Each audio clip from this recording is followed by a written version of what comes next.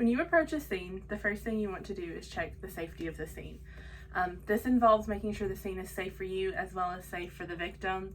And if you deem the scene is safe, you can proceed. You're also forming an initial assessment, which is just how the victim looks, how many of them are there, how are they positioned. Second, you want to check their level of consciousness, call 911 if they're unresponsive, and form a primary assessment, which is when you look at their airway, see if they're breathing.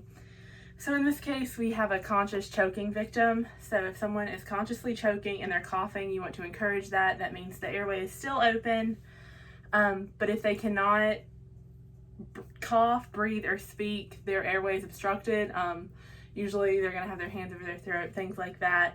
So what you want to do is position yourself behind the victim, and in cycles you want to deliver 5 back blows with your heel of your hand, and then 5 abdominal thrusts.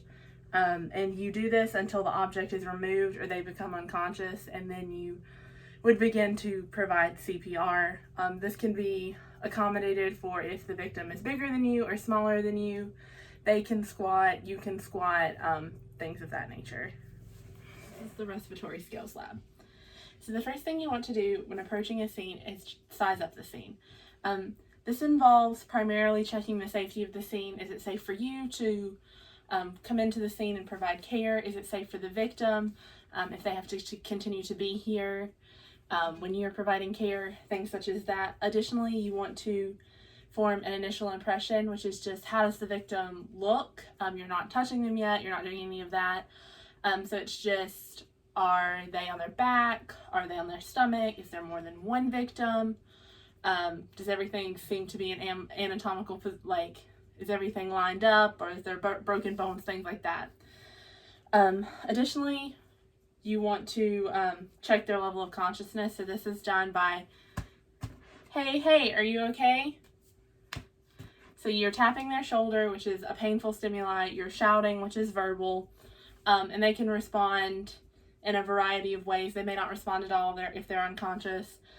They can blink, move, twitch, things like that can tell you about their level of consciousness. So if they're unconscious, you want to have them call 911. So in this case, we have a conscious victim who cannot breathe. So we first want to form a primary assessment. So you're going to do this by checking their airway and their pulse. So you're going to tilt their head back like this, and you're going to get on the victim's level, place your 2 fingers on their carotid artery to check their pulse, and you're going to look, listen, and feel. So you're going to be on their level, and you're going to be feeling the breath on your ear. You can hear it, you can see the chest rise, and at the same time you're checking their pulse. So it would look something like this.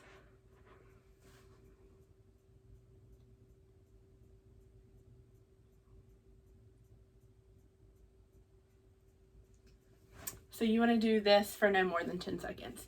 So here we have a victim who is conscious, has a pulse, but is not breathing. So they are in respiratory arrest, meaning that we need to provide rescue breathing for them. So this would look like 1 breath every 5 seconds for an adult. So you can do this using a mask.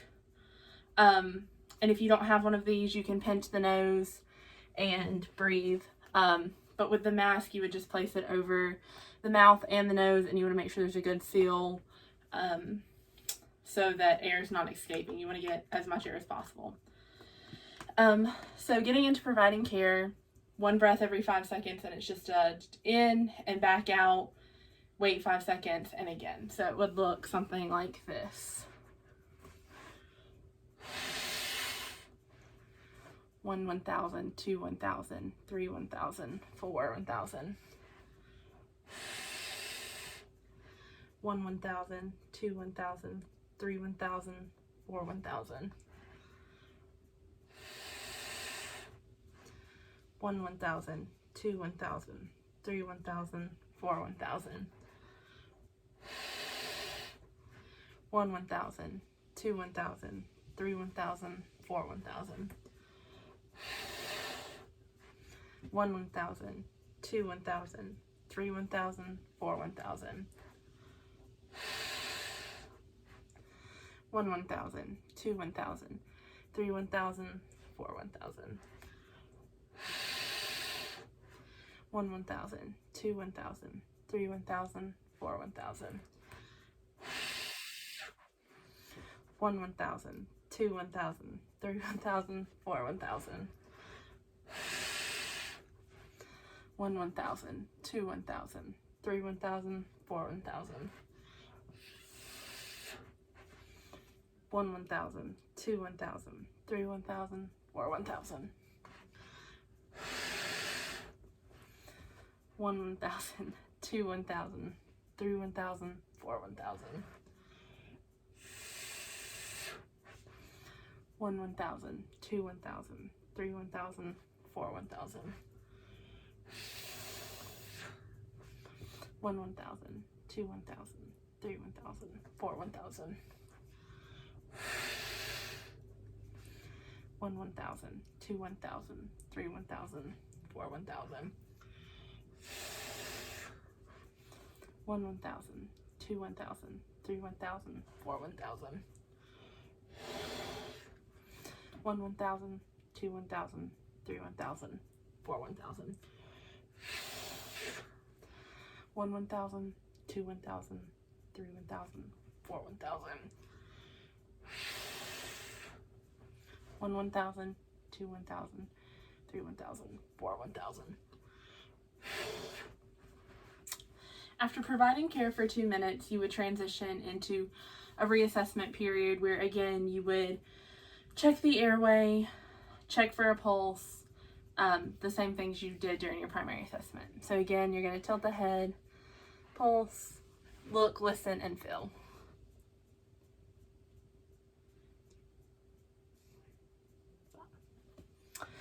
At this point, if the victim is breathing, you can discontinue care.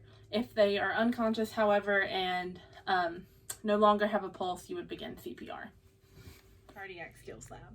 So as in our other situations, when you first approach a scene, you want to check the safety of the scene, making sure it's safe for you, for the victim, and form your initial impression.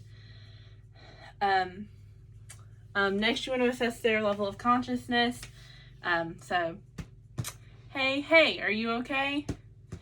Again, they'll give some kind of response, whether it's a blink, a nod. They may talk. If not, they're considered unresponsive. And you want to point someone out to call 911 if they are unresponsive, and tell them what you think is going on. So you begin to form your primary assessment. Again, you want to look, listen, and feel for breathing and pulse. So that would look something like this.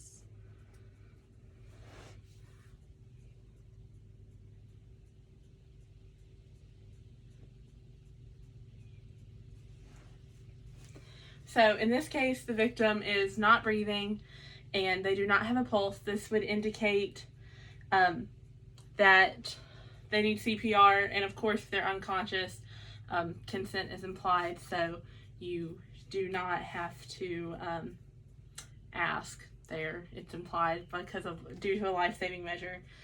So to provide CPR, you want to lock fingers and use the heel of your hand in the middle of their chest, and you will provide 30 compressions and 2 breaths, and you cycle through this for about 2 minutes. So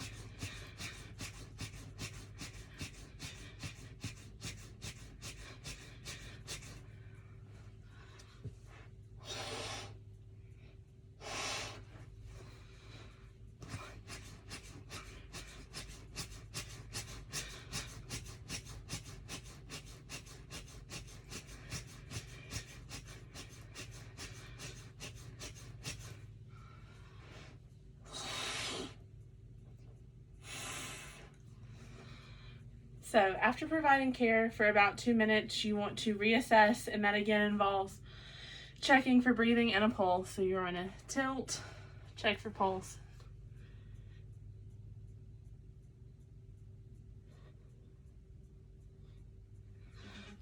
So at this point, the victim can still be presenting without a pulse and no breathing, and in this case you would continue CPR.